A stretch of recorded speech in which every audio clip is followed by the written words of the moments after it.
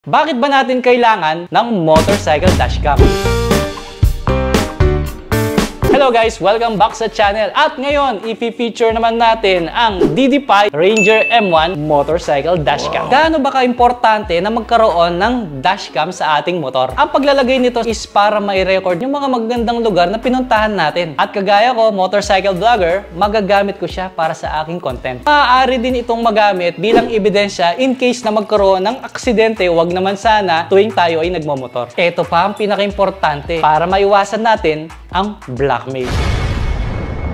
Alam nyo ba na ang DD5 ang first manufacturer na gumawa ng dashcam para sa motor? So ano ba ang kinagandahan ng pagkakaroon ng dashcam sa motor compare sa ating mga action camera? Dito sa DD5 Ranger M1, pwede tayo mag-record ng sabay sa harap at likod. Nag-automatic pa siyang mag-start up every time na switch on natin yung ignition ng ating motor. Meron pa siyang parking protection in case na tamaan siya ng mga nakapaligid sa kanya or natumba. Automatic siyang magre-record. Meron pa siyang long-term protection at loop recording, so hindi ka mag-aalala na mapupuno yung memory mo kapag nagre-record siya. Tapos yung mga emergency video nito, nakasave siya at hindi na siya mabubura. Naka-fix lang yung camera in case na matumba yung motor, hindi siya basta-basta malalaglag. Ang DD5 Ranger M1 ay kayang mag-record ng 3K resolution at 30 frames per second. Waterproof siya, so kahit na abutan ka ng ulan habang nagra-ride, continuous pa rin siyang magre-record, hindi siya masisira. Dustproof, shockproof, so meron siyang drop resistant, IP67. Meron siyang 24-hour parking surveillance, yun ay kung naka-install siya sa mismong baterya ng iyong motor. Meron siyang f1.55 aperture night vision, so maliwanag siya sa gabi. At dahil naka-install siya sa ating motor, alam niyo naman, medyo malikot yung motor, lalo na pag nalulubak. So meron siyang advanced stabilization. Alright, subukan naman natin ang actual performance ng Ranger M1 ng DD5.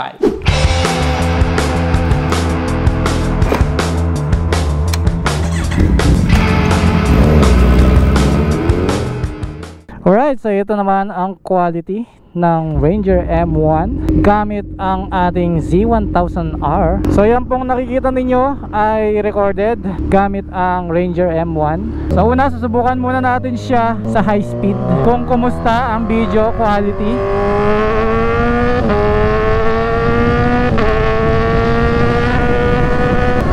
Maganda naman ang kuha.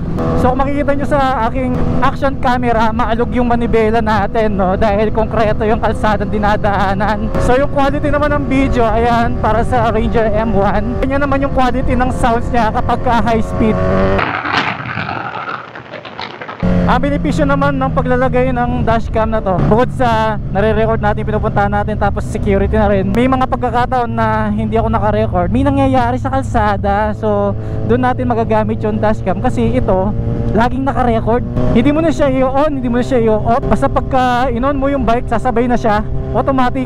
Kahit na wala siyang screen, nakokontrol mo naman siya at nakikita mo sa cellphone mismo. Focus lang sa kanyang pagiging dashcam talaga. Ngayon, kung gagamitin naman natin to bilang ebidensya, makikita nyo sa lower left side ng video yung date at yung oras. Pagdating sa investigation, napakahalaga po ng date and time. Ngayon, may tinatawag tayong loop video. Yung mga naunang video niya, kapag napuno na yung memory card, ma-overwrite siya. Ngayon, kung meron kang gustong kunin dun sa mga video na galing dito sa dashcam natin, pwede mo na siyang i-download kaagad. Halimbawa ito, nakakonect na tayo sa Ranger M1 at ang bilis niyang mag-connect through Wi-Fi. So dito, makikita mo na kung ano yung mga binidyo mo kanina. Ayan sila, oh. Tigwa 1 minute siya at pwede mong i-download sabay-sabay yan para hindi siya ma-overwrite. Ayun, oh, ang bilis lang, oh. Sa ngayon, 64 GB ang nakalagay sa ating dashcam. So pwede siyang mag-upgrade up to 256 GB. So nagre-record din siya ng audio. Ito yung quality ng audio natin gamit ang action camera. At ito naman ang quality ng DD5 Ranger M1 gamit yung kanyang built-in microphone. Siyempre, hindi gaya ng action camera, nasa loob yung mic ko. So pagdating sa hangin, maririnig din natin yung wind noise. Ngayon naman, nandito tayo sa medyo matraffic na lugar. At kitang-kita ninyo, ultimo mga mukha ng mga riders, kitang-kita sa camera. Napaka-importante kasi sa dashcam na HD siya. Kasi lalo na yung plate number, maliit yan, di ba? Paano naman kung pinark natin yung motor? Diyan natin makikita kung paano siya mag-response kapag may sumakay, may tumapek, o di kaya naman natumba yung motor natin ng ibang tao. So magpapark tayo ngayon dito sa SM Clark. Tignan lang natin yung sample. Ngayon nasa parking tayo. Halimbawa iniwan natin yung motor natin, tapos marami kang mga katabi. So check natin kung magre-record siya, no? Ayun, no? Nagre-record siya. Pagka green, ibig sabihin nagre-record siya niyan. Ayan, no? So kung meron ka pang isang camera na binili, pwede ka rin maglagay dito sa likod. Tapos may nakabang siyang wire para i-connect mo na lang siya. Automatic magre-record silang pareho. Kitang kita. Pati yung audio, dinig. Naka-off yung engine natin yan, naka-off yung accessories. So mag-on lang ito kapag may nangyari sa motor.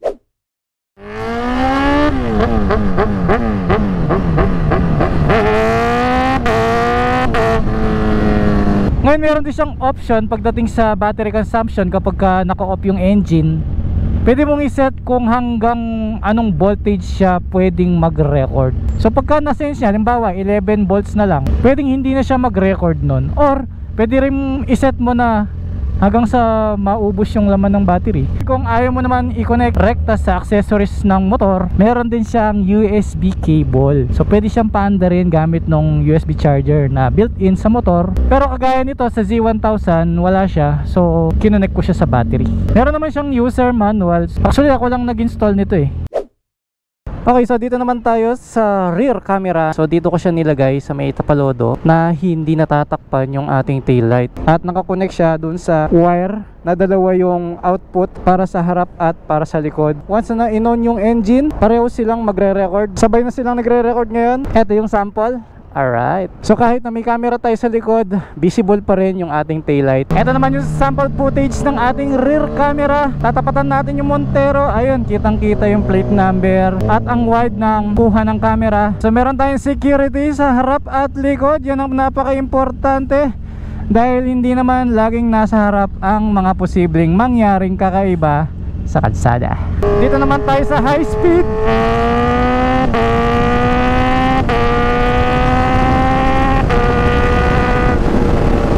At ito naman yung quality ng sounds niya ngayong nasa likod yung camera.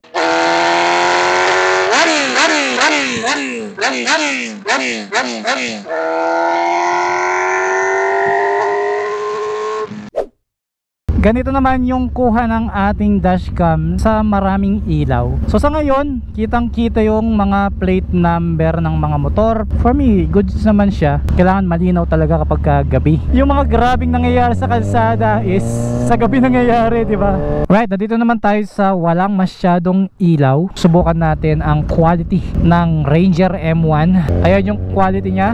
Ganyan naman yung tsura ng mga nakasalubong na sasakyan.